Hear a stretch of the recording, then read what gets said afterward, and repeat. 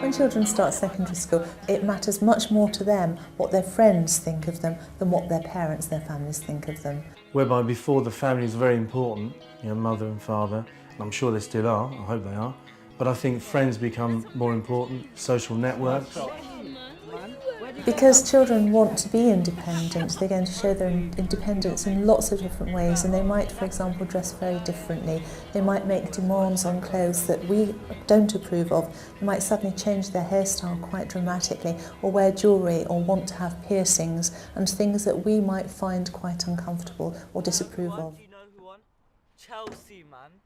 One of the key things that I think you would probably want to worry about is amongst education. Make sure they don't fall into that category of crowd of people or young peers who are quite likely to, with a bad influence, get them to do otherwise.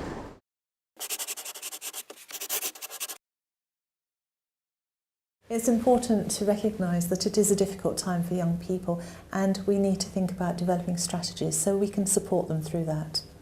Parents can help with the pressure that their teens and pre-teens feel by being supportive in a way that isn't overbearing, which isn't controlling, and also isn't personally attacking.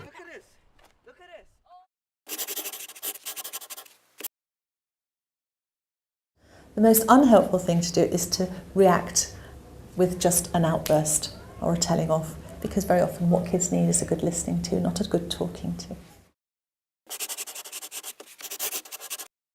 Help your child to learn how to make decisions.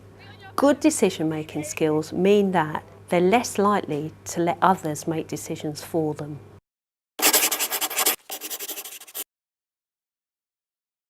Sometimes they will make the wrong decision. It's important then to sit and listen and to talk about it. Choose your battles carefully. There are so many things that we can go on about as parents, but let some things go and make an issue of the things that really matter. If their school friends are good and they're not doing anything wrong, then you get to know them at that age, what kind of friends they've got. And if they're okay, then obviously you don't want to comment on that. But if they were behaving badly, then obviously, naturally, I would go out and do something about it. So that's the wrong friend, you don't want to hang around with him, find somebody else. I would hope that what we have taught them as they were growing up, be yourself, you know, don't let anybody bully you. If they're not friendly to you, well, you know, maybe you need to look at another friend. I try to tell them that people are going to be different in terms of character, belief and culture. So don't be fazed by your peer pressuring you to do something that they like, because that's just their view. Your view or your own ideas of things is what makes you. It's important to recognise that peer pressure isn't all negative. It's something that we all experience, and it can be incredibly positive. For example, you might want your child to take part in sports and healthy activities, and if they're swayed to do that because of their friends, then that's incredibly helpful. So peer pressure can work two ways, positive and negative.